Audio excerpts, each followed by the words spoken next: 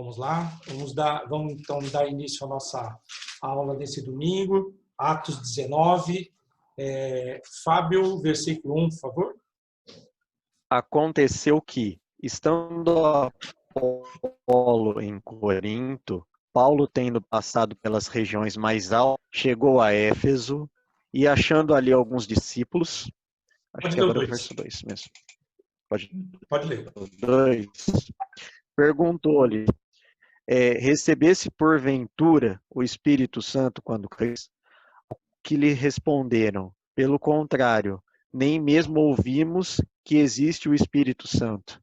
Legal, obrigado. O que Lucas deixa claro aqui nesse registro é que Apolo não foi um discípulo de Paulo. O que Apolo conhecia não se deve a Paulo. Ele coloca aqui, ó, aconteceu que estando Apolo em Corinto. Apolo estava lá bem longe, ele estava lá na Acaia, enquanto Paulo tinha chegado em Éfeso. Então, eles estavam em locais diferentes, né? E aí ele fala que ele, tendo passado pelas regiões mais altas, chegou a Éfeso, ou seja, ele estava fazendo aquela viagem da Antioquia, da Síria, chegando lá por trás, né? Passa em Tarso, Derbe, Listra, né? Icônio, Antioquia da Síria, e aí que ele foi para Éfeso.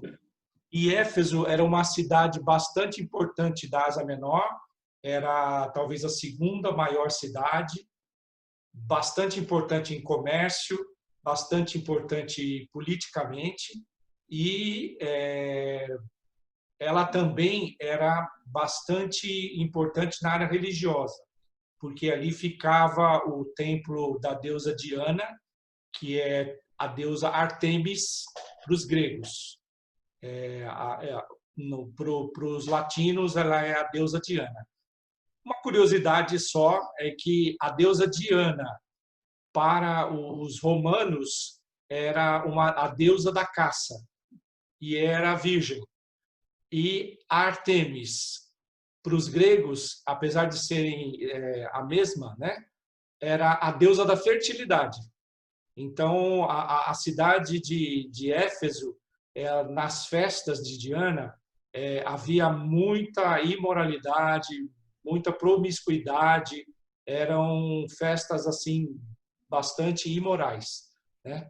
Mas e ali ficava o templo de Diana. E o templo de Diana foi considerado na época uma das 7 maiores maravilhas do mundo antigo, né? Tamanha a beleza e a arquitetura desse templo de Diana. Ele acabou com os terremotos, acabou sendo destruído, né? Mas na época ele era muito suntuoso e visitado por muita gente. Eles falam que do mundo daquela época, né? Eram visitantes de todas as partes vinham conhecer o templo da deusa Diana.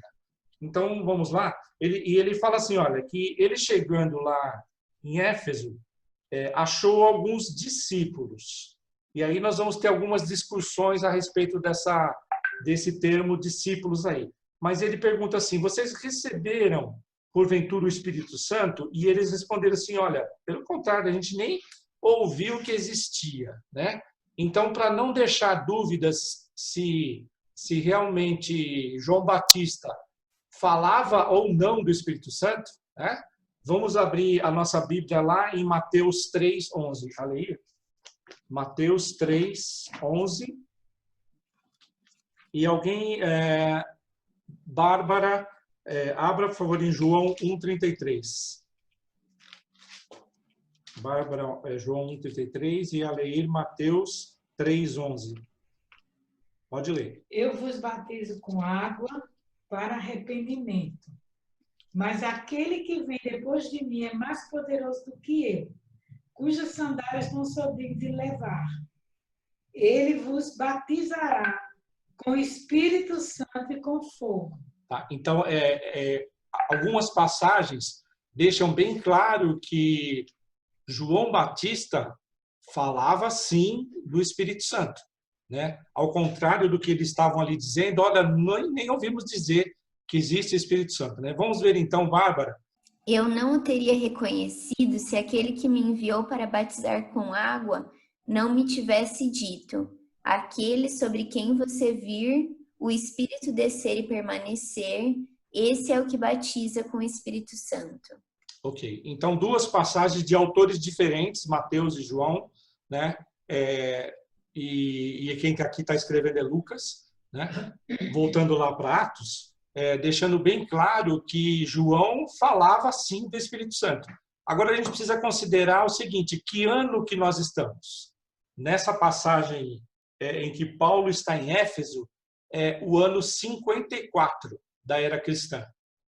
O ano 54, ou seja, mais ou menos 20 anos depois da morte de Cristo. Então, é possível que nesses 20 anos, um foi passando para outro, né? São discípulos de João ainda, né? Eles ainda não conheciam o batismo em nome de Jesus. Eles eram discípulos que um ia falando para outro, mas ao longo dos 20 anos, todos os ensinos de João acabaram se perdendo, né? Então, a gente tem, quando lê essa passagem, diz assim, a gente nem sabia que o Espírito Santo existia. Na verdade, eles não tinham conhecimento que o Espírito Santo já havia descido, né? Mas João, lá atrás, ele falava assim do Espírito Santo. Pregava com fidelidade a palavra do Senhor, preparando o caminho de Jesus. Tá bem? Então, vamos lá para o versículo 3. Renato. Oi, pode falar. Nesse momento aqui, Paulo já tinha passado em Corinto, não tinha? Tinha. Na aula passada, lembra que ele estava em Corinto, aí ele decidiu ir para Jerusalém, mas ele deixou Áquila e Priscila em Éfeso, e daí sim ele foi lá chegou em Cesareia, foi em Jerusalém, e de Jerusalém ele foi para Antioquia, aí começou a terceira viagem, né? É porque ele não falou então sobre o batismo. Não. Então, o que a gente vai ver hoje é que, lembra na aula passada que eles pediram para Paulo não ir? Quando Paulo chegou em Éfeso, ele deixou Áquila e Priscila na cidade e se dirigiu para uma sinagoga. Aí o pessoal da sinagoga pediu, fica com a gente mais um pouco, fica. Ele falou assim, não vou ficar e Deus há de me permitir que eu volte para vocês, né? E é agora que ele está voltando, mas como a gente comentou na semana passada, essa viagem da saída dele até a volta dele são 2.500 quilômetros. Então, é uma viagem longa, para aquela época, bastante longa, né, com percursos difíceis, e ele está indo pela terra, né? Nessa vez ele não está indo pelo mar, ele está confirmando as igrejas que ele já havia evangelizado, né? Então, realmente passou um tempo aí, até ele voltar. Tá bem? Eu não sei, é uma opinião assim, passou pela minha cabeça. Uma coisa é a prática, outra coisa é a teoria. Às vezes, eu penso assim, o crer vem pelo ouvir, e ouvir a palavra de Cristo. Cristo estava sendo pregado, e eles ouviram sobre Cristo. E pela intervenção do Espírito, eles criam. Mas, teoricamente, provavelmente, eles não tinham uma teologia do Espírito. Por quê? Você já percebeu que tem pessoas que elas se convertem, são pessoas muito simples, não têm uma teologia reformada, sistematicamente na cabeça, né? Às vezes tem uma igreja que não tem assim uma doutrina bem específica, mas ela crê. Então, às vezes, eu penso, olha, eu não quero me colocar aqui, às vezes eu penso o seguinte, eles tinham a experiência, mas não tinham a teoria do Espírito Santo, né? Que é aquela questão do Pentecoste, porque o próprio Apolo, ele pregava as Escrituras. E quem estava sendo pregado era Jesus. Então, esses discípulos também em Éfeso, eu acredito que eles eram novos convertidos. que tinha a experiência da conversão, mas não tinha a teologia do Espírito Santo. Ou como chama alguns teólogos, a soterologia, né? Que a gente chama hoje. Então, Acho que todo mundo fica aqui, passa por esse momento, né? fica aqui o meu pensamento. Não estou dizendo que eu estou certa, mas eu creio desse jeito. Porque ninguém pode crer se não for pela intervenção do Espírito. E hoje a gente encontra essas pessoas. Elas são tão simples. Você olha assim e diz, meu Deus, e ela é crente. Mas ela não tem aquele conhecimento bíblico que às vezes nós temos por oportunidades que tivemos como igreja, com pessoas que nos ensinaram. Legal. Bom, a gente vai discutir mais um pouquinho isso aí agora, quer ver? Vai lá para o versículo, acho que pode ser a Bárbara, versículos 3 e 4. Então, que batismo vocês receberam? Perguntou Paulo. O batismo de João, responderam eles. Disse Paulo, o batismo de João foi um batismo de arrependimento. Ele dizia ao povo que cresce naquele que viria depois dele, isso é, em Jesus. Isso. Olha, teologicamente, se uma pessoa não é batizada no nome do Senhor Jesus Cristo, ele ainda não faz parte da família de Cristo. O batismo de João era batismo de arrependimento. É por isso que a igreja presbiteriana, ela batiza crianças que vêm da igreja católica, que foram batizadas quando pequenas, né? Porque o batismo da igreja católica é para remissão de pecados. É o batismo infantil de João Batista. O batismo, quando se faz a pública profissão de fé, é o batismo em nome do Senhor Jesus Cristo, em nome do Pai, do Filho e do Espírito Santo, né? Então, abra sua Bíblia lá em Romanos 8, 9. Agora é Paulo também falando, tá? Romanos 8, versículo 9. Vós, porém, não estáis na carne, mas no Espírito, se de fato o Espírito de Deus habita em vós. E se alguém não tem o Espírito de Cristo, esse tal não é dele. Esse tal não é dele, tá? Então, assim, quando nós cremos no Senhor Jesus, nós recebemos o Espírito Santo. Né? Nós somos selados pelo Espírito Santo. Então, assim, teologicamente, quando Lucas, lá no primeiro versículo, diz assim que ele achou alguns discípulos, né? Fica subentendido que eles eram ainda discípulos de João Batista, mas ainda não eram discípulos de Jesus, porque eles não haviam sido batizados em nome do Pai, do Filho e do Espírito Santo, né? E aí receberem o Espírito Santo. Todos nós recebemos o Espírito Santo na nossa vida quando nós nos convertemos. O que chama a atenção é que a gente vai... Bom, se bem que nós vamos ver já nos próximos 2 versículos, é que a manifestação do Espírito Santo em Atos, ou na Bíblia, desculpe, apresenta tempos diferentes. Lembra lá na casa de Cornélio? Quando Pedro estava falando com eles, e usa a expressão assim, de repente o Espírito Santo caiu sobre eles, né? Então o Espírito Santo caiu sobre eles e eles estavam falando em línguas, e aí em seguida Pedro fala assim, olha, quem pode negar a água para o batismo se nós estamos evidenciando que o Espírito Santo desceu sobre eles, né? Então o batismo acontecendo depois da descida do Espírito Santo. No dia de Pentecostes, foi simultâneo, vamos dizer assim, a descida do Espírito Santo, eles foram batizados em nome de Jesus naquele dia, pelo próprio Espírito Santo. E tem passagens posteriores, como essa daqui, né? Eles foram batizados e aí sim é que eles receberam o dom do Espírito Santo. Então, a manifestação espiritual do Espírito Santo pode ocorrer antes, no meio ou depois, não tem problema. Né? E não é obrigatório, como algumas igrejas entendem, a manifestação de línguas. Nós vamos ver agora no próximo versículo, que vai ser a Aline. Leia, por favor, os 5 e os 6. Renato, posso só fazer outra pergunta antes? de ler? Oi, desculpe. Posso só fazer uma pergunta antes de Oh, ler? lógico. Sim. É que para mim, só para ver se eu entendi direito, aqui Apolo chegou em Corinto, e enquanto ele estava em Corinto, Paulo ainda estava em Éfeso, ou Isso. não?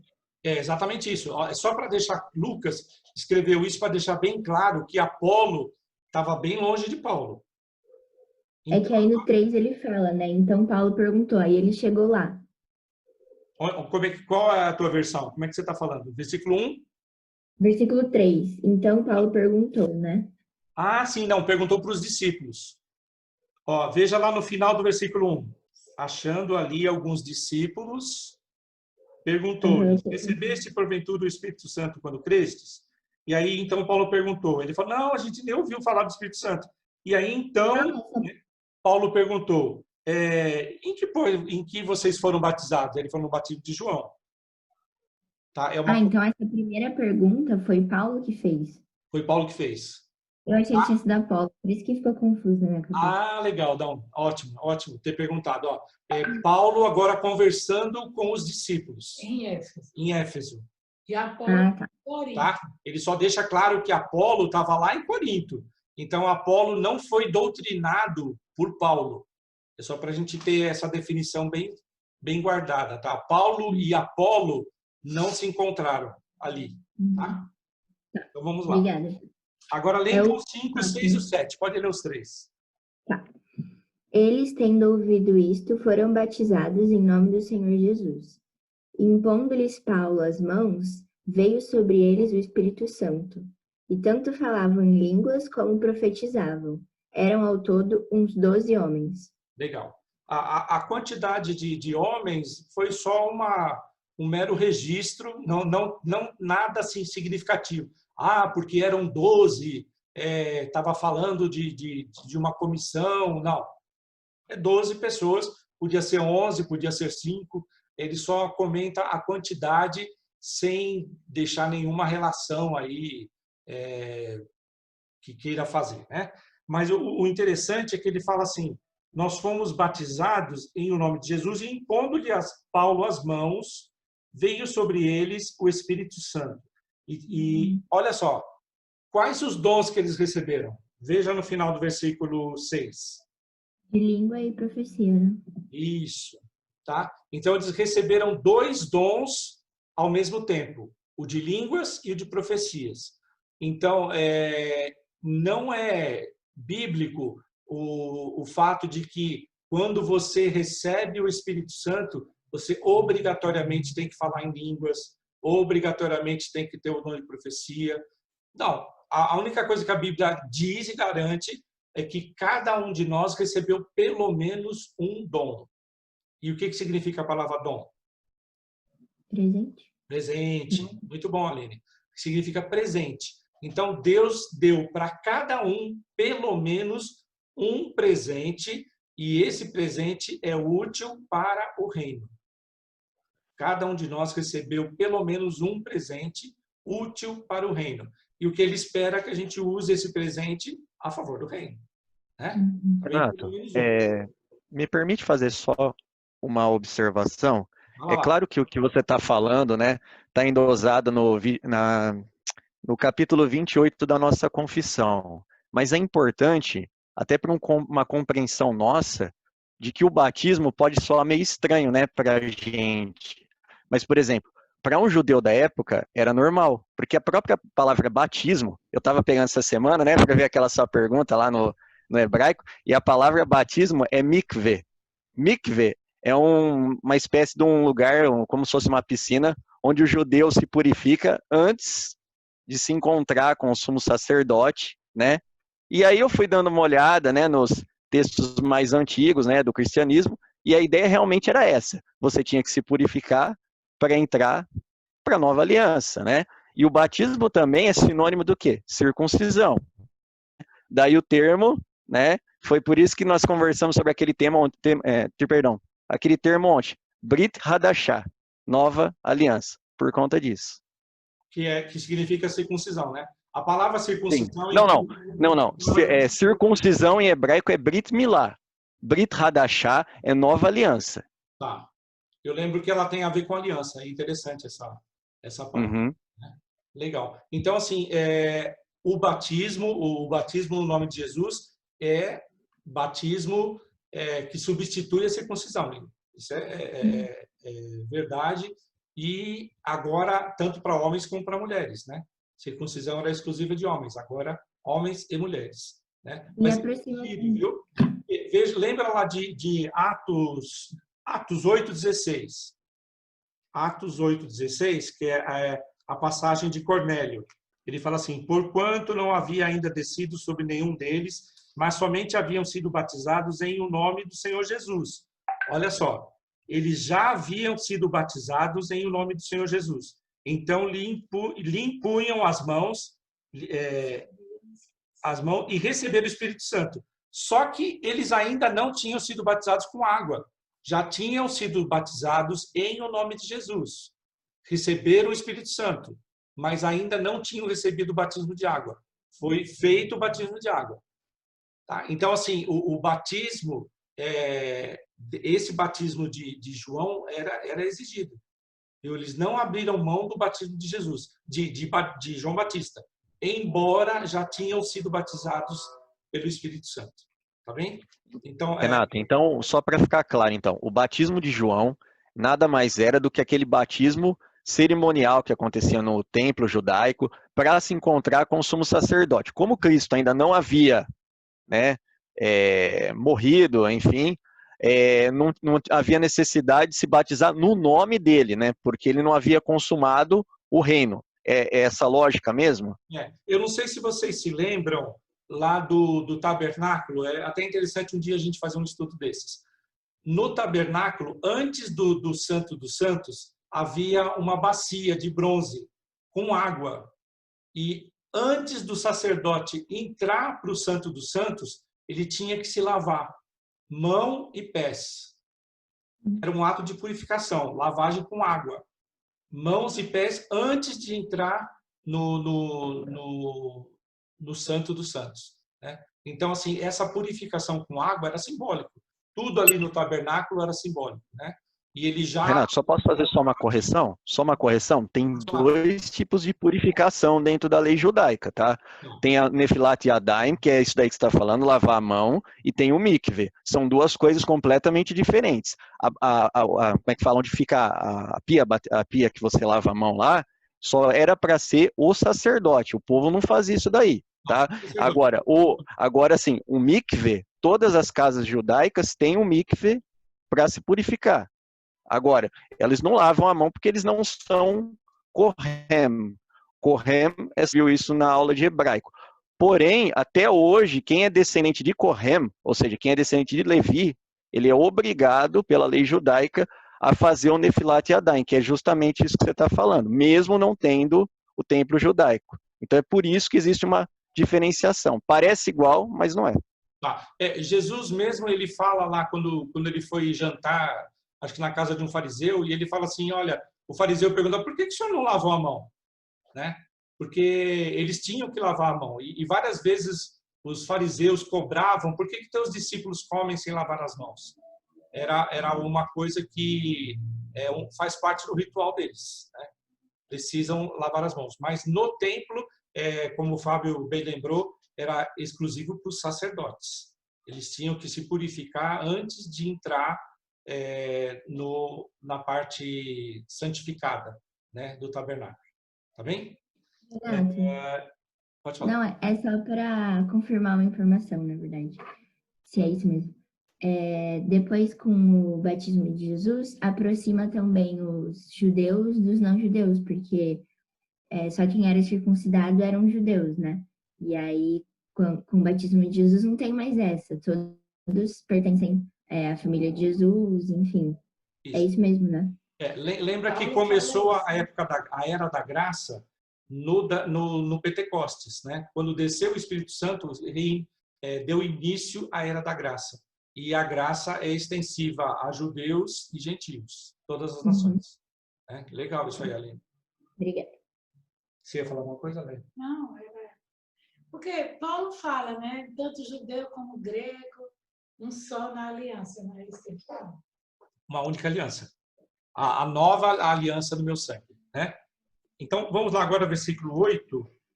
Durante 3 meses, Paulo frequentou a sinagoga, onde falava ousadamente, dissertando e persuadindo com respeito ao reino de Deus. Olha só, ele usa vários verbos aqui para reforçar. Ele falava ousadamente, dissertando, persuadindo com respeito ao reino de Deus, né? Mostra, é o mesmo, mais ou menos o mesmo, volta uma página aí, em Atos 18, 19 a 21. Atos 18, de 19 a 21. Chegados a Éfeso, deixou-os ali. Ele, porém, entrando na sinagoga, pregava aos judeus, rogando-lhe eles que permanecesse ali mais algum tempo, não acedeu. Mas, despedindo-se, disse: se Deus quiser, voltarei para vós outros. E embarcando, partiu de Éfeso. Então, ele voltou para aquela sinagoga. É isso que o versículo 8 está apontando. E nessa sinagoga ele voltou a falar com ousadia, dissertando e persuadindo, convencendo biblicamente a respeito do reino de Deus. E deixando claro que o reino de Deus, quando ele fala reino de Deus, é Jesus, tá? Falando o plano da salvação, tá certo? E ali ele ficou durante 3 meses. Se vocês, no versículo que a gente acabou de ler lá em Atos 18, eles estavam pedindo: fique com a gente, não vá embora, fica mais um pouco, né? Fala mais para a gente. Na volta, ele ficou 3 meses, mas olha o que aconteceu. Versículo 9, acho que é a Bárbara. Ah, não, é a Leir. A Leir, versículo 9. Visto que alguns deles se mostravam empedernidos e descrentes, falando mal do caminho diante da multidão. Paulo, apartando-se deles, separou os discípulos, passando a discorrer diariamente na escola de Tirano.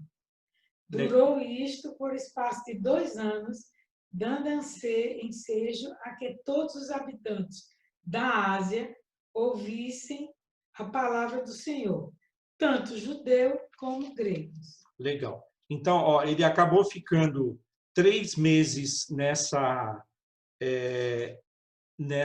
sinagoga e o pessoal simplesmente desanimou, né?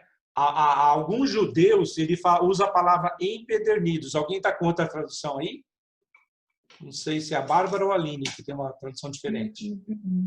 Empedernidos é como se fosse pedra, pederneira, pedra, tá? Petrificado. Renato, tô com o grego aqui, ó. No grego tá tornar duro, endurecer.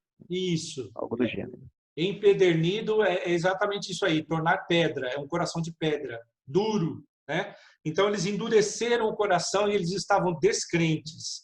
E até falavam mal do caminho, né, que uma era chamada, diante da multidão.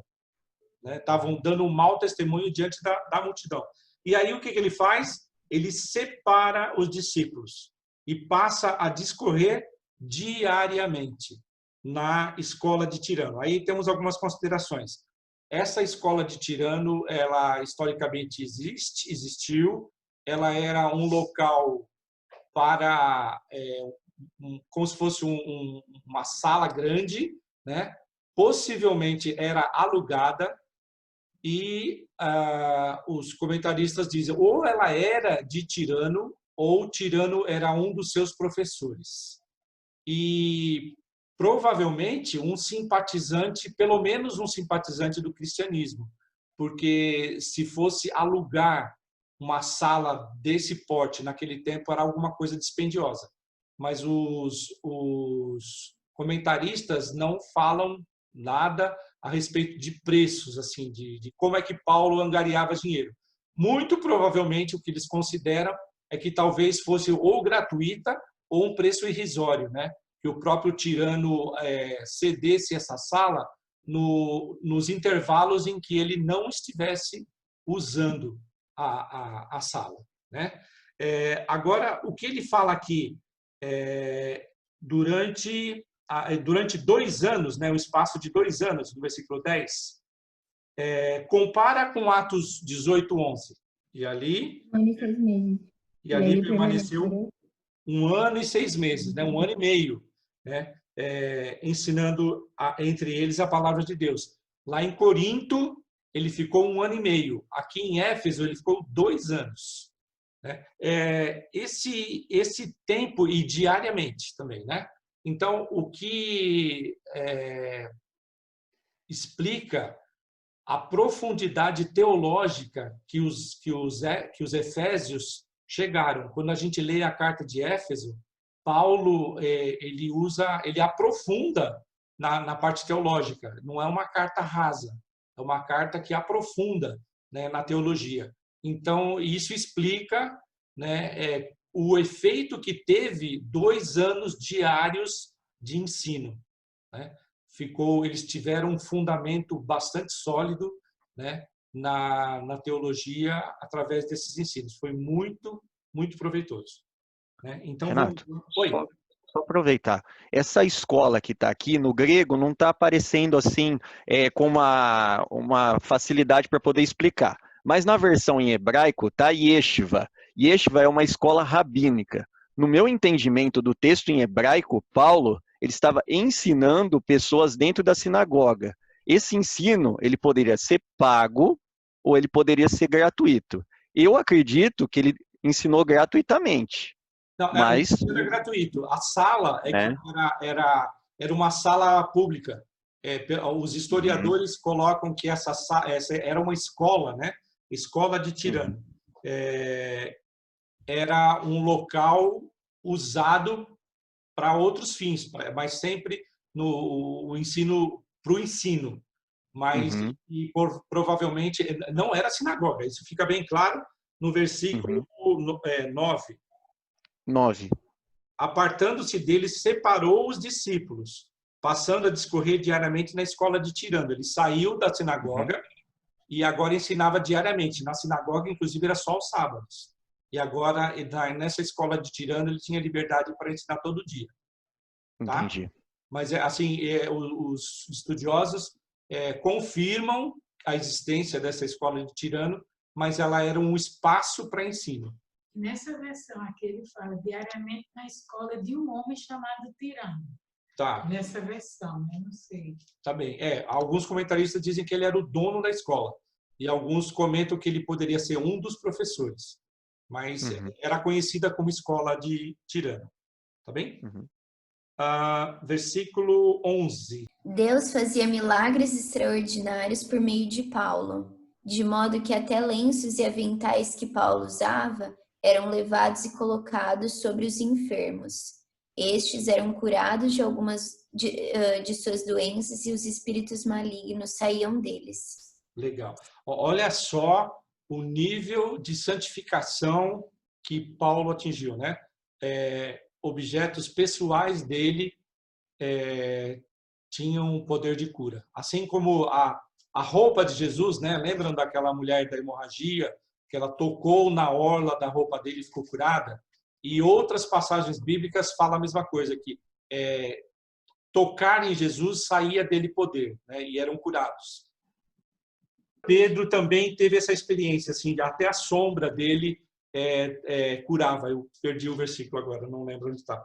Eles traziam os enfermos e colocavam no local onde Pedro ia passar, para que a sombra dele se projetasse em cima deles e eles eram curados, né? Então, esse poder extraordinário foi concedido também a Pedro. E a gente, vendo o livro de Atos, existe um paralelo muito grande em aquilo que Pedro fez, também vai acontecer com Paulo. Tá? Diversos acontecimentos, terremoto, curas milagrosas, diversas ocorrências aconteceram com Pedro e, paralelamente, acontecem com Paulo também. Tá bom? Renato. Oi. Eu pesquisei, é o 5:15. 5:15? Obrigado. Vamos lá, então. Atos 5:15. A ponto de levar os enfermos até pelas ruas e o colocarem sobre leitos e macas, para que, ao passar Pedro, ao menos a sua sombra se projetasse em algum deles.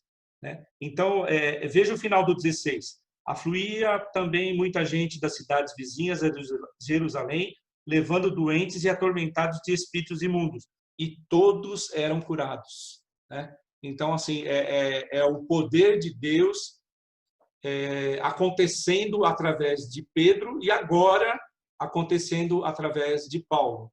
O que era importante, e talvez é isso que eu tenha chamado a atenção naquele versículo lá de Atos, é que envolvia mágicos. Se a gente lê ali no versículo 19, também muitos dos que haviam praticado artes mágicas. Nós vamos chegar nesse versículo 19. Então, no ambiente de Éfeso, havia muita magia, mágicos, magia negra, feitiçaria, encantamentos, tá? Então, esses poderes que Deus deu através de Paulo era exatamente para combater aquilo que os feiticeiros e mágicos faziam para iludir o povo. O que Paulo fazia eram curas concretas sem precisar de qualquer truque de magia, né? Então, vamos continuar lendo que a gente vai chegar lá. Tá bom? Nós paramos no 13 agora.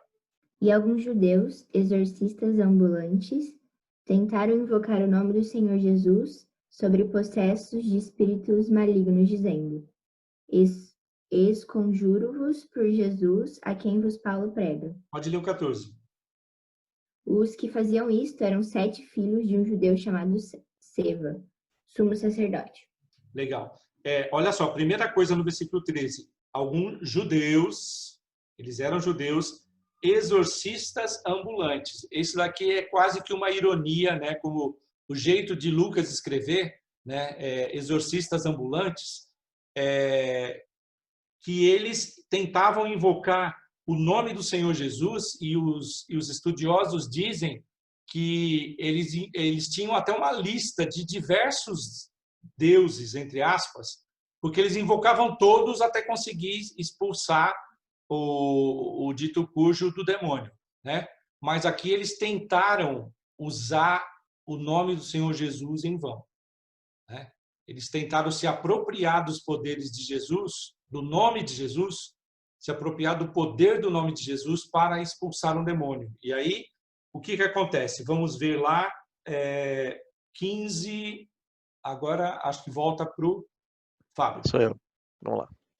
Mas o espírito maligno lhes respondeu: Conheço a Jesus e sei quem é Paulo, mas vós, quem sois?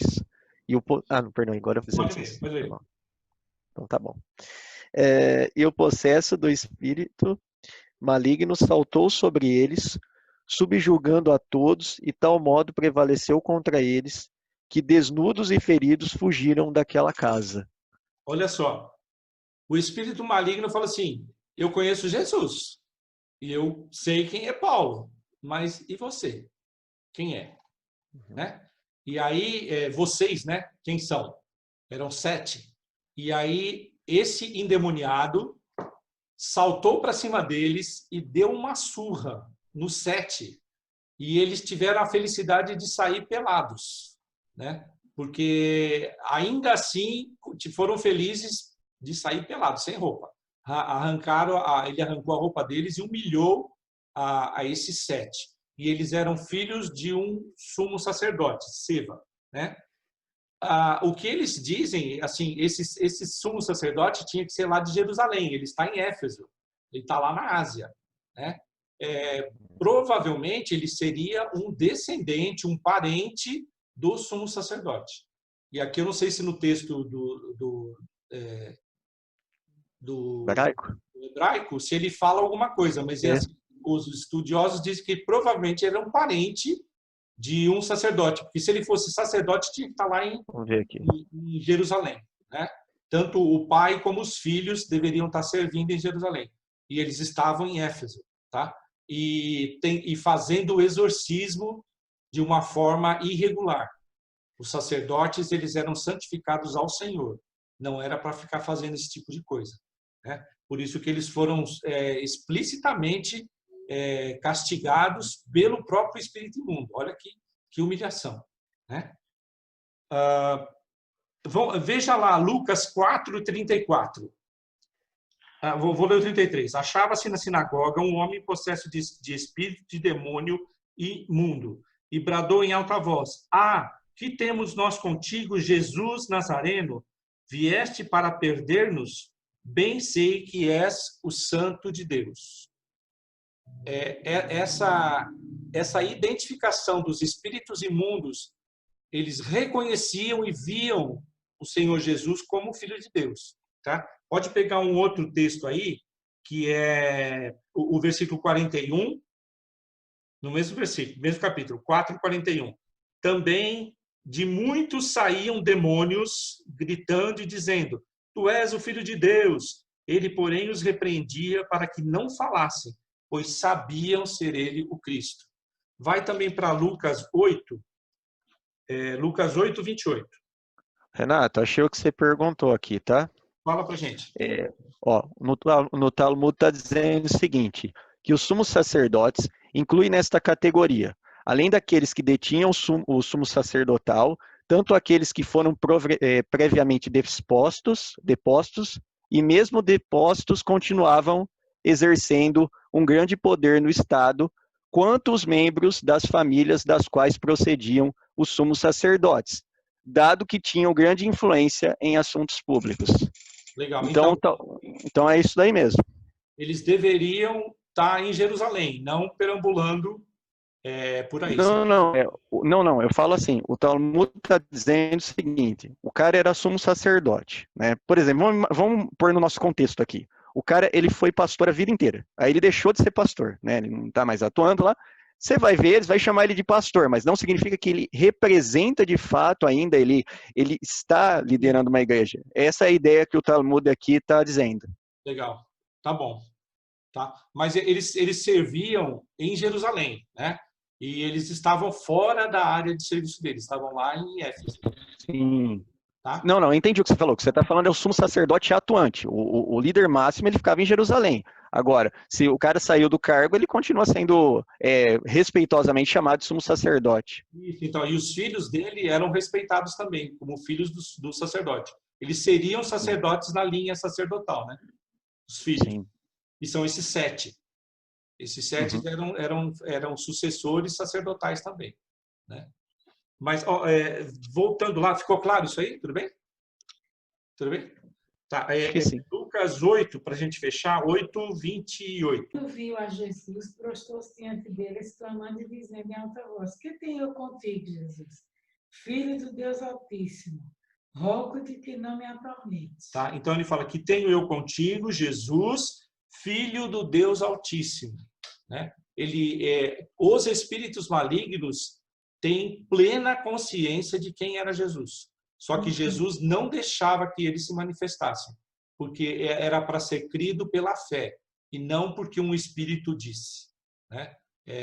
Toda vez que acontecia isso, Jesus mandava o espírito se calar, porque não era para ser, Jesus não veio para ser anunciado por demônios, mas anunciado pelo Espírito Santo e crido pela fé no Espírito Santo, né? Através da fé no Espírito, pelo Espírito Santo.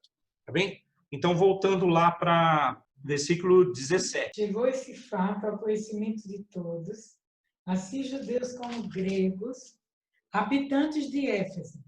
Veio temor sobre todos eles, e o nome do Senhor Jesus era engrandecido. 18. Muitos dos que creram vieram confessando e denunciando publicamente as suas próprias obras. Isso só. Então, olha só, o fato do demônio ter dado uma surra lá naqueles sacerdotes, no filho do sacerdote, trouxe temor sobre todos os discípulos em Éfeso, porque demonstrou claramente o poder do Espírito Santo, mas também demonstrou que os espíritos malignos, eles têm conhecimento das pessoas e às vezes podem revelar coisas da própria vida da pessoa, né? Por isso que alguns até também confessavam publicamente os seus pecados e se arrependiam de estarem envolvidos com magia e espíritos malignos, né? eles reconhecem isso. Vamos lá para o versículo 19 e 20. Grande número dos que tinham praticado o cultismo reuniram seus livros e os queimaram publicamente. Calculado o valor total, este chegou a 50.000 dracmas. Dessa maneira, a palavra do Senhor muito se difundia e se fortalecia. Legal. Olha só, também muitos dos que haviam praticado artes mágicas, tá? Então, no versículo 18, muitos dos que creram vieram e confessaram, denunciando publicamente as suas próprias obras.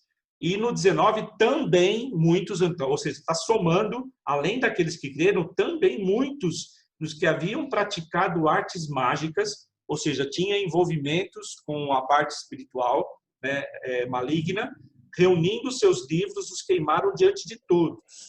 Agora, olha a curiosidade, calculando seus preços, achou-se que montavam a 50.000 denários. Denário e dracma é o mesmo valor, é um denário. Uma dracma é um denário, né? Por isso que tem a parábola das 10 dracmas, perdeu uma dracma, que equivalia a um dia inteiro de trabalho. O que é calculado é o seguinte, um denário equivale a 10 dólares. Quanto que é 10 dólares no nosso dinheiro hoje? 50 reais, tá? Mais ou menos 5 dólares para um. Então, vou pegar a calculadora aqui. 10 dólares é 50 reais por dia. Isso é o que ganha uma pessoa de um salário mínimo. Se você fizer 50 vezes 22, vai dar 1.100. 1.100 reais por mês. É o que ganha uma pessoa de um salário mínimo. Tá bem? Agora, quando você pega um denário, são 10 dólares. 50.000 denários são 500.000 dólares.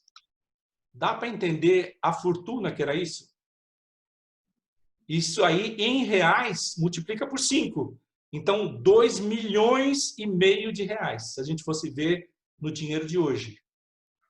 Tá? Então, assim, a comparação de um denário igual a 10 dólares, ela é bastante estável. Já há muito tempo que isso continua equivalente, né?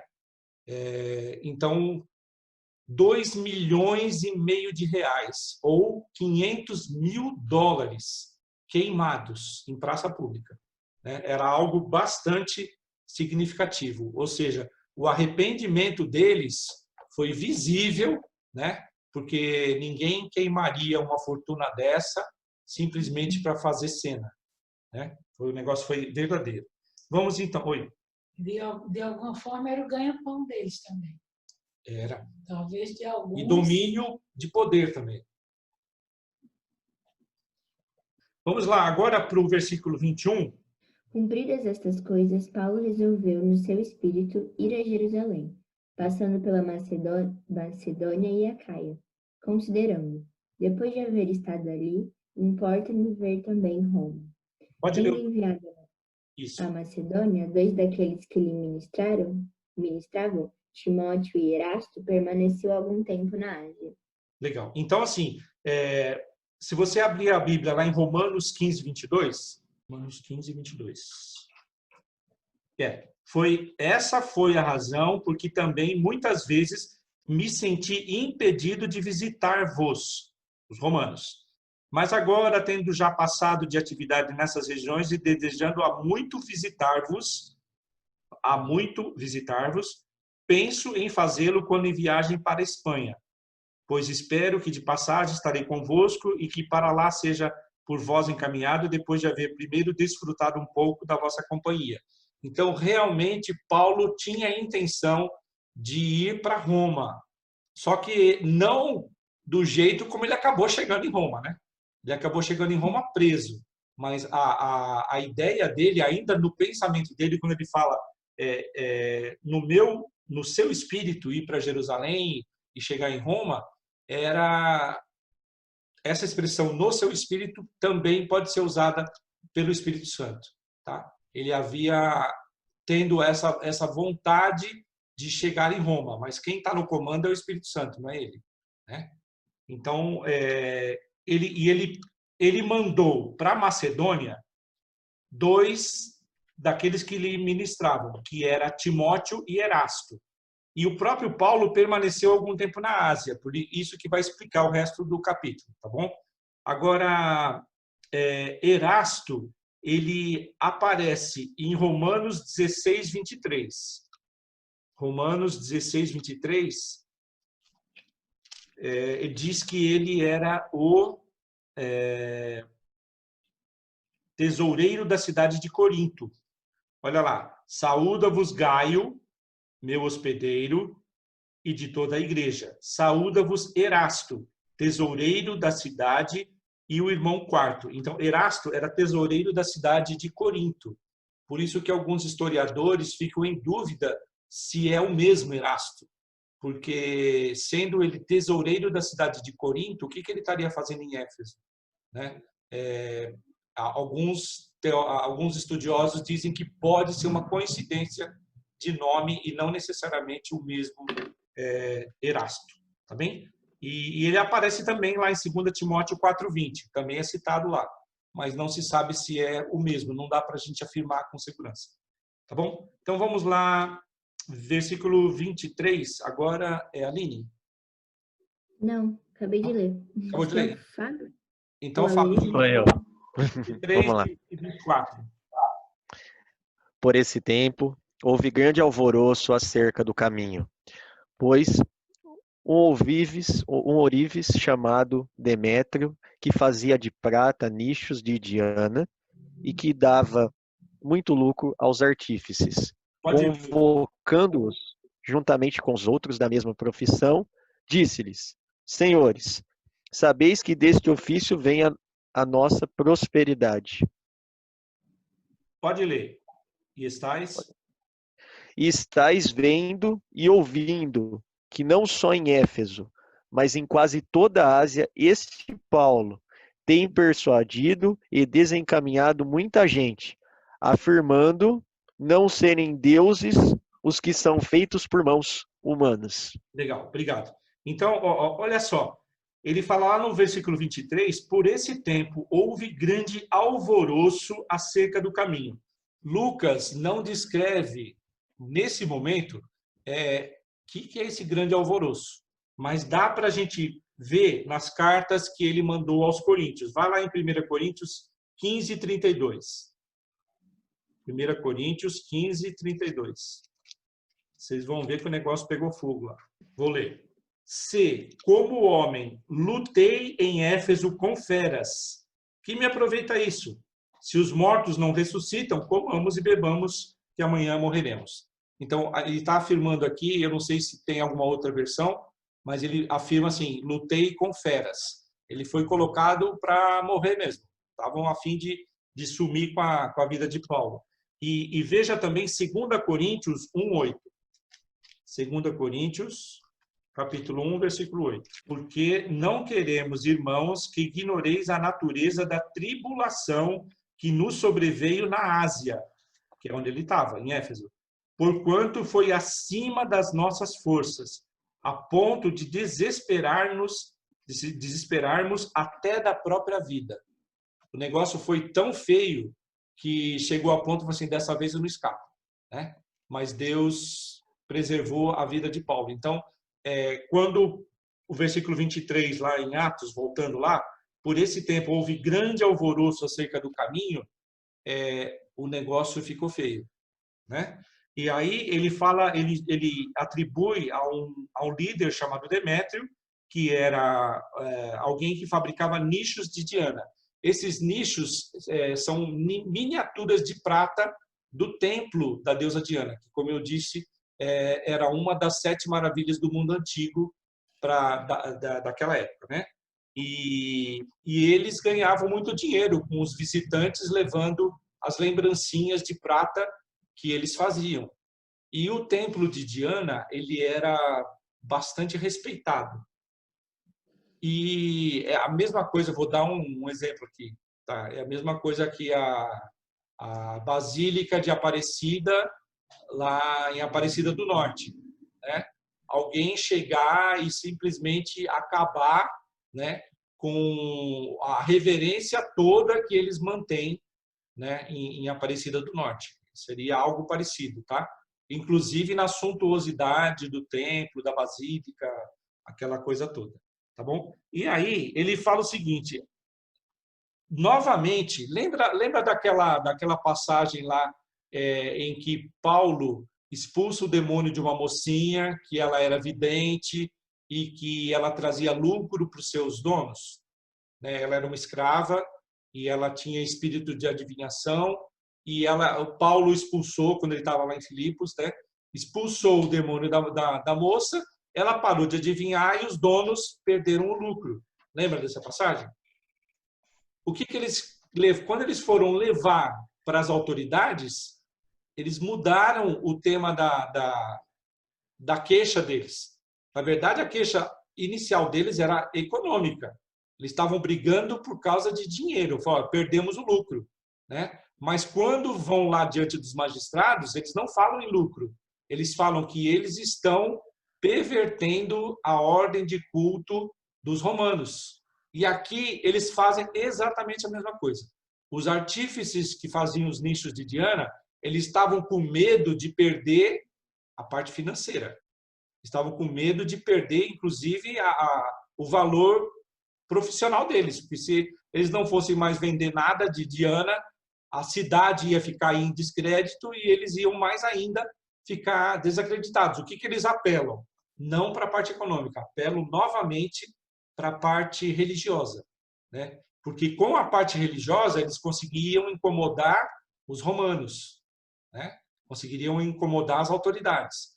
E aí o que ele fala? Eles falam assim, afirmando lá no versículo 26, no final do versículo, afirmando não serem deuses os que são feitos por mãos humanas. Abra sua Bíblia em Isaías 44, 9. Isaías 44, de 9 até o 20, tá? Vai ser muita coisa, não vai dar para a gente ler agora. Mas vou ler do 9, pelo menos até o 9 até o 11. Todos os artífices de imagem de escultura são nada. Já quebrou a cara deles, artífices. Todos os artífices de imagens de escultura são nada. E as suas coisas preferidas são de nenhum préstimo. Eles mesmos são testemunhas de que elas nada veem, nem entendem, para que eles sejam confundidos. Quem formaria um Deus ou fundiria uma imagem de escultura que é de nenhum préstimo? Eis que todos os seus seguidores ficariam confundidos, pois os mesmos artífices não passam de homens. Ajuntem-se todos e se apresentem. Espantem-se e sejam a uma envergonhados. E daí para frente ele vai falar assim, olha, um vai lá na mata, corta uma árvore, com aquela madeira ele esculpe uma imagem e se ajoelha para ela. E o resto da madeira ele queima no fogo para se esquentar ou para fazer comida, né? Então ele fala da mesma madeira, ele queima para se esquentar, da mesma madeira ele cozinha a comida, faz o fogo para cozinhar, e dessa mesma madeira ele faz uma imagem e se ajoelha diante dela, né? É a loucura da idolatria, né? Exato. Então, depois, quando vocês tiverem tempo, leiam o resto, Isaías 44, de 9 até 20. Ele simplesmente esculacha, né, com aqueles que fazem as imagens e com todos aqueles que se dobram os joelhos diante delas. Ele fala lá de alguém que funde uma imagem de prata, de ouro, né, e se dobra diante dela. Foi ele que fez aquela imagem, né? Então, não tem nenhum cabimento se dobrar diante de uma coisa que você fez, que alguém fez, que foi um homem que fez, né? Então, é por isso que Paulo, quando pregava, dizendo lá que eles estavam assim, afirmando não serem deuses os que são feitos por mãos humanas, ele está repetindo o que Isaías estava ensinando lá atrás, né? E isso causava alvoroço, porque balançava não só a profissão dos ourives ali, mas a estabilidade da cidade. Tá bom? Vamos lá. 27. Agora eu acho que era aí. Não somente há perigo de a nossa profissão cair em descrédito, como também o de o próprio templo da grande deusa Diana ser estimado em nada, e ser mesmo destruída a majestade daquela que toda a Ásia e o mundo adoram. Ouvindo isto, encheram-se de furor e clamavam: grande é a Diana dos Efésios. Legal. E aí, ele lembra a situação crítica que estava sujeita a acontecer, não só eles, mas a cidade, né? E eles começaram a gritar uma expressão usada nos cultos à deusa Diana. Grande é a Diana dos Efésios. Essa era uma expressão que era gritada pelo povo, né? Durante os cultos da deusa Diana. Vamos lá, 29, Bárbara. Em pouco tempo, a cidade toda estava em tumulto. O povo foi às pressas para o teatro, arrastando os companheiros de viagem de Paulo, os macedônios Gaio e Aristarco. Paulo queria apresentar-se à multidão, mas os discípulos não o permitiram. Legal. Leu 31 também. Alguns amigos de Paulo, dentre as autoridades da província, chegaram a mandar-lhe um recado, pedindo-lhe que não se arriscasse a ir ao teatro. Legal. Então, a confusão se espalhou pela cidade, tá? Criou um grande alvoroço. E aí o que eles fizeram? Arrastaram Gaio e Aristarco, que eram companheiros de Paulo, né? Vinculados a Paulo, e levaram eles para o teatro. O teatro era o local público onde aconteciam os debates políticos, as eleições e tudo mais que a cidade tinha na parte administrativa. E também na parte penal, quando alguém era julgado ou precisava se debater algum assunto, era nesse teatro que era feita a discussão. Os arqueólogos escavaram esse teatro e ele existe lá na cidade de Éfeso e eles calculam, o tamanho dele era bem grande, calculam capacidade para 25 mil pessoas e era aberto, não era coberto, era um pátio como se fosse uma praça, né? E ao redor desse teatro ficavam a discussão dos assuntos a serem discutidos pela cidade toda, né, onde os magistrados iam julgar. E eles arrastaram o Gaio e Aristarco, que eram companheiros de Paulo. O Gaio e o Aristarco, eles são comentados no versículo 20, no capítulo 20, versículo 4, que é da semana que vem. Capítulo 20, versículo 4, diz assim: acompanharam-no até a Ásia Sópatro de Bereia, filho de Pirro, Aristarco e Secundo de Tessalônica. Então está explicando de onde eles eram. O Aristarco era de Tessalônica e Gaio de Derbe, né? E aí, por enquanto, só esses dois. Então lembra que era Icônio, Listra, Derbe era a última cidade da primeira visita, da primeira viagem missionária de Paulo. Derbe foi a última.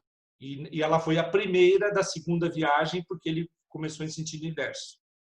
Então, Gaio, ele era da cidade de Derbe e Aristarco era da cidade de Tessalônica. E eles acompanhavam a missão de Paulo, e eles é que foram arrastados no lugar de Paulo para o teatro. Na verdade, eles queriam pegar a Paulo, né? Mas só conseguiram pegar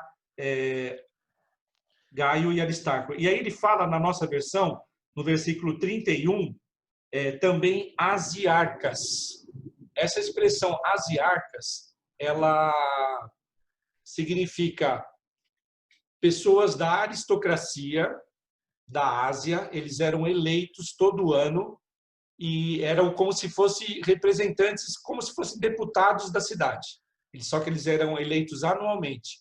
E eles atuavam tanto em cerimônias públicas como como é que fala? Jogos, lutas e inclusive cerimônia no culto ao imperador.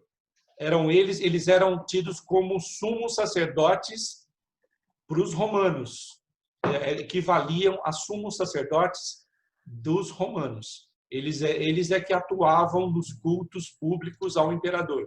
E na cidade de Éfeso havia culto ao imperador. Por isso que nós vamos ver no versículo 35, que ele fala assim, guardião do templo.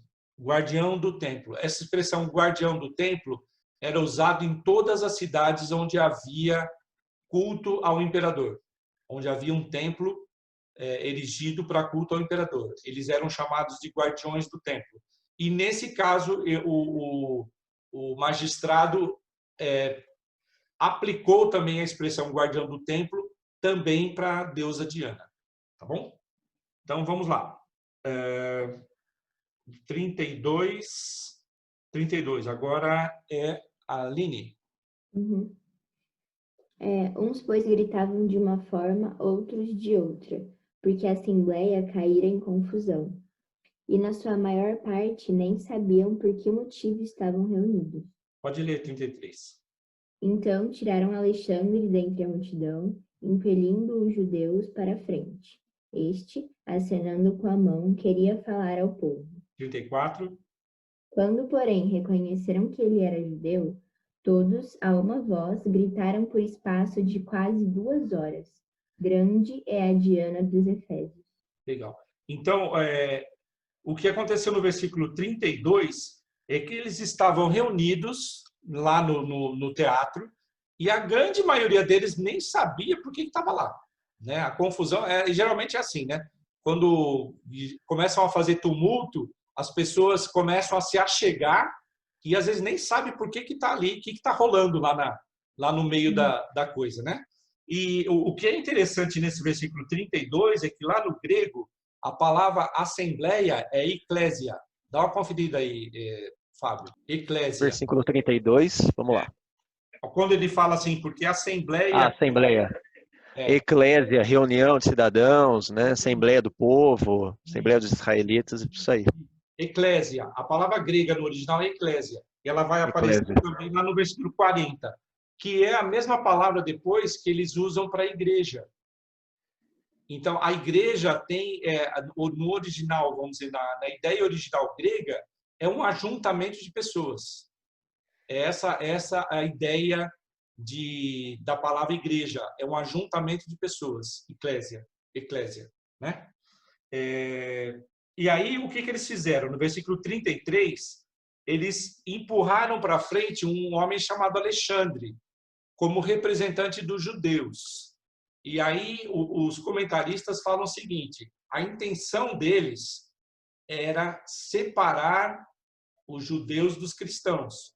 Lembram que os judeus eles tinham uma liberdade de culto entre os romanos, eles não tinham problema nenhum com o Império Romano. Então ele falou assim, escuta, vamos explicar bem claro aqui, esses caras que estão fazendo confusão são cristãos, nós somos judeus, né? Mas o que aconteceu? Quando perceberam que ele era judeu, o pessoal estava tão enfurecido que não queria nem ouvir falar, nem em judeu e também em nada de cristão, né? E aí, durante um espaço de 2 horas, imagina um negócio desse, 2 horas, eles gritando, grande é a Diana dos Efésios, que era aquela expressão que eles usavam lá no culto à deusa Diana. Aconteceu lá no versículo 35, que vai ser agora, acho que é Fábio. Sou eu. Só falar uma coisa antes, Renato. Eu li uma das falas, né, de Inácio de Antioquia, que ele descreve esse episódio, né, e ele está falando sobre a rivalidade que tinha entre os seleucidas, né, os gregos, e os judeus por conta daquela profanação do templo. Então, eu acredito que, por conta dessa razão, começaram a ter essa rivalidade com relação a ele ser judeu. Não necessariamente pelo fato dele estar ligado com o cristianismo. Acredito que eles tinham aí uma rixa, né? igual ingleses e franceses, né? Então, mas só que essa profanação do templo aconteceu no ano 70, Sim. tá? Nós estamos Não, no não, não, não, 4. não, peraí. Não, anos 70 foi a revolta de Simão Bar Corba. A revolta que eu tô falando, que acontece em 1ª e 2ª Macabeus, é antes do nascimento de Cristo. Isso, tá. Tá?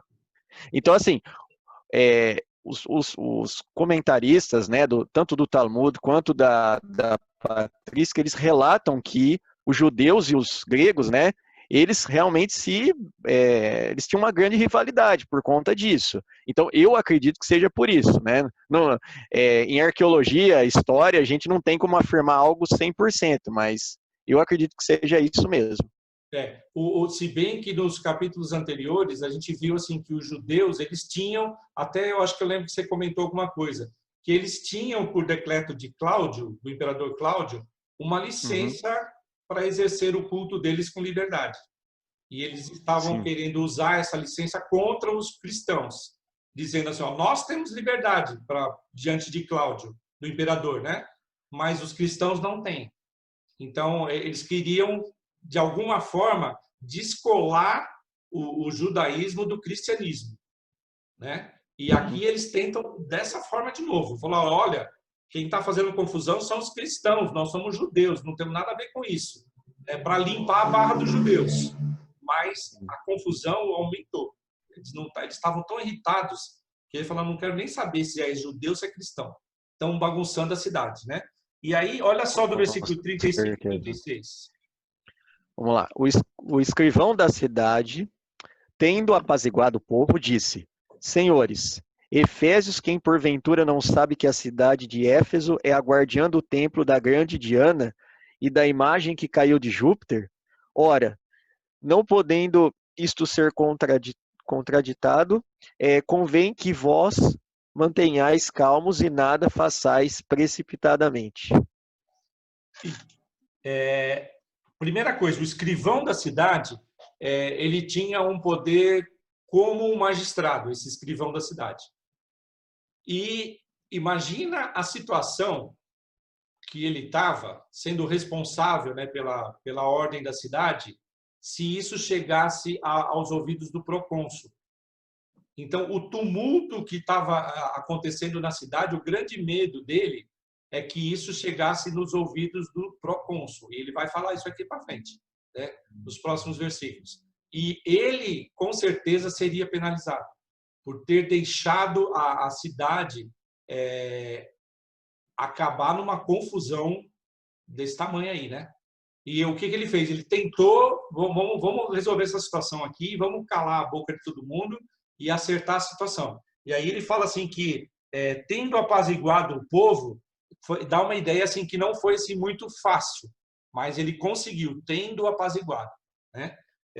Disse, senhores Efésios, a cidade de Éfeso é a guardiã do templo. Ele começa fazendo algumas afirmações. E ele diz uma coisa assim que era a crença deles que a imagem da deusa Diana havia caído de Júpiter. Era a crença deles. Essa deusa foi atirada do céu para a terra por Júpiter. E eles criam dessa forma. Isso tornava as coisas extremamente sensíveis, religiosamente falando, né? E aí ele fala lá no versículo 26, não podendo isso ser contradito, ou seja, é uma verdade absoluta, não tem como negar. Convém que vos mantenhais calmos e nada façais precipitadamente, porque ele estava apavorado com a possibilidade daquilo sair totalmente do controle, a situação. E aí ele fala o 37, a lei. Porque estes homens que aqui trouxeste não são sacrílegos, nem blasfêmia contra a nossa deusa. Portanto, se Demétrio e os artífices que o acompanham têm alguma queixa contra alguém, há audiências e procônsules que se acusem uns aos outros. Mas se alguma coisa pleiteais, será decidida em assembleia regular. Legal. Pode ler o 40. Porque também corremos perigo de que, por hoje, sejamos acusados de sedição, não havendo motivo algum que possamos alegar para justificar esse ajustamento. E, havendo dito isto, dissolveu a Assembleia. Legal. Então, olha só no versículo 37, porque esses homens que aqui trouxesse não são sacrílegos. Sacrílegos são ladrões de templo, profanadores. Né? Eles não estavam... O que ele está falando assim, olha, eles não são ninguém que cause mal ao templo, principalmente ao templo de Diana. Né? Eles não são profanadores, não são ladrões do templo. E não tem nada que eles estejam blasfemando contra a deusa Diana. Ele usa essa afirmação, né? Não estão blasfemando contra a deusa Diana, embora Paulo estivesse pregando contra a idolatria geral. Não era apenas Diana, era tudo, né? E aí ele fala assim, olha, mas se vocês têm alguma queixa contra alguém, vocês têm que fazer isso de forma, tem que estabelecer causa formal. Ou seja, vão ter que apresentar uma queixa diante dos magistrados e isso vai ser julgado pelo procônsul. O que é estranho aqui nesse versículo, que a frase está no plural, versículo 38, há audiências e procônsules. Só havia um procônsul por região e eles eram eleitos anualmente. Alguns comentaristas fazem algumas comentários que talvez por morte ou assassinato de um dos procônsuls acabou tendo dois, mas tentando explicar por que usou essa palavra no plural. Na verdade, o comum era um procônsul e era eleição anual, tá bom? Então, o que ele está falando é assim, olha, se vocês tiverem alguma queixa, entre com o processo de queixa. E aí quem vai julgar é o procônsul, não sou eu, é o procônsul. Agora, se vocês não têm mais nenhuma coisa para discutir, nós vamos dissolver a Assembleia, porque nós estamos correndo o risco de sermos acusados de perturbadores da ordem pública. E era esse o medo que ele tinha. Se a cidade entrasse em convulsão, isso podia chegar nos ouvidos do procônsul. E aí a coisa podia ficar preta para o lado dele e para o lado da cidade, porque ela poderia sofrer uma intervenção militar romana e poderia perder direitos de liberdade que ela tinha, de fazer assembleias, de fazer suas votações e reunir o pessoal ali no teatro, né? Esse era o risco que eles estavam correndo. Bom, aqui termina o capítulo 19 de Atos. Se Deus permitir, a semana que vem a gente entra em Atos 20, e aí Paulo vai continuar a viagem dele, né, que é a terceira viagem que nós estamos estudando. Alguém tem alguma pergunta, um comentário? Fique à vontade. E eu gostaria de comentar o seguinte: quando o evangelho é pregado, ele mexe, não é só com a estrutura de pecado, mas com o dinheiro também. Se você for ver, parece que no texto do capítulo 19, uma das coisas que mexeu foi com o dinheiro. Foi com a situação financeira desse povo que talvez eles não criam nem na deusa Diana, mas era o ganha-pão, era talvez até mais que um ganha-pão, era a luxúria, a mentira, o sofisma, né? E é uma coisa que hoje a gente precisa ter muito cuidado. Nós temos que vigiar para que as nossas finanças, o nosso tempo, o nosso sustento, aquilo que para nós é precioso no material, que não é pecado, a gente ter a casa, ter o carro, ter o dinheiro, ter uma boa profissão que nos traga financeiramente um conforto. Não é pecado. Muito pelo contrário, a Bíblia diz que a gente deve ter também para ajudar o próximo. Mas a gente precisa ter cuidado para isso não entrar no nosso coração. Às vezes a idolatria não está somente no na imagem de escultura, mas está no dinheiro, na profissão, nas pessoas, até mesmo nas nossas viagens, vamos dizer assim, nas nossas realidades, naquilo que a gente deseja tanto. Infelizmente, nós vivemos um tempo de esfriamento espiritual, onde as pessoas têm achado tempo para tudo. Tempo para trabalhar, tempo para ganhar dinheiro, tempo para estudar, tempo para lazer, tempo para férias, tempo para futebol, tempo para piscina, tempo para praia, que não é pecado.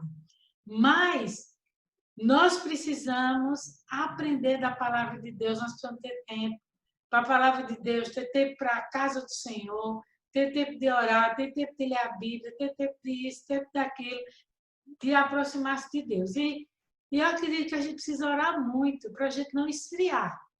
Porque tem muita gente esfriando, tem muita gente distante.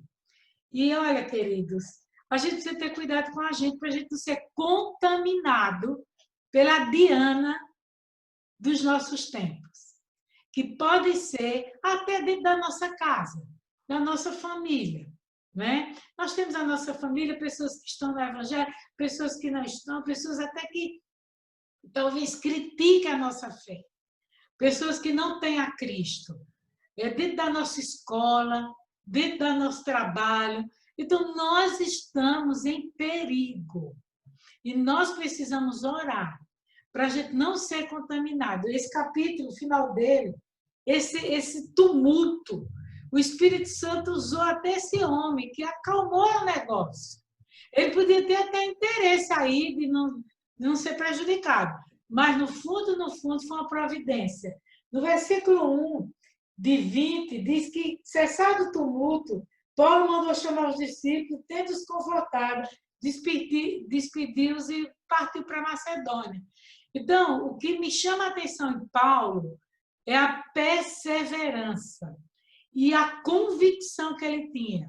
Não tinha tumulto, não tinha Diana, não tinha templo, não tinha forca, não tinha naufrágio, não tinha nada que o detesse. E nós precisamos, amados, clamar ao Senhor para a gente poder influenciar a nossa geração, os nossos irmãos, os nossos amigos, a compartilhar a fé. Eu quero dizer aqui a vocês, já que nós somos poucos, e também, eu sei que tanto a Aline como Bárbara, Fábio, são pessoas maduras e em amadurecimento também, como eu e Renato. E eu fiquei muito triste ontem, quando eu vi a quantidade tão pouca de jovens, que nós temos tantos jovens que não estavam na live do pastor. Né? É triste isso, porque, amados, nós temos tempo para tudo. Por que nós vamos orar para passar no vestibular? Por que nós vamos orar para ter um bom emprego, se a gente não é fiel na presença do Senhor, na obra do Senhor? Que tipo de crente nós somos? Que tipo de mocidade nós somos? Olha, eu não sei até que ponto o Senhor vai se comprometer com as nossas axiologias e as nossas injustiças. Nós estamos em crise, sim. Existe uma pandemia. A nossa igreja está em crise? Está. Mas Deus não está em crise. E nós precisamos buscar a Deus. E fica aqui essa palavra para que vocês, como jovens, possam influenciar outros jovens a estarem na presença do Senhor, a buscar a presença do Senhor. Se tem alguém desanimado, vamos orar por eles. Mas eu penso que nós não estamos desanimados. Nós estamos caminhando para algo que não é de Deus. Porque para muitas outras coisas, nós estamos animados. Às vezes, uma pandemia até bem-vinda, e Deus é tão misericordioso que não chega na nossa casa, embora na minha já chegou. Né? Mas fica aqui a minha palavra, que vocês orem pelos jovens, pelos adolescentes. Orem para que Deus desperte, para que eles possam buscar o Senhor. consiga ouvir um culto do começo ao fim. Porque, gente, Deus está pronto com a mão estendida para nos abençoar. E nós não estamos com a mão estendida para adorar. Infelizmente, Deus é muito bom e muito misericordioso. Mas fica aqui esse desabafo. Eu escolhi vocês, que são os mais fortes, que estão na linha de frente. Que são os que não precisam desse puxão de orelha. Mas são aqueles soldados que têm que punhalar as armas e mandar tiroteio para tudo quanto é banda. Então, fica aqui para que vocês possam orar e pedir a Deus uma palavra. Porque eu acho assim, que vocês são o espelho. E vocês serão aqueles que Deus pode usar com seus colegas, com seus amigos, amém, com os seus irmãos da igreja. Amém. Amém? Deus abençoe.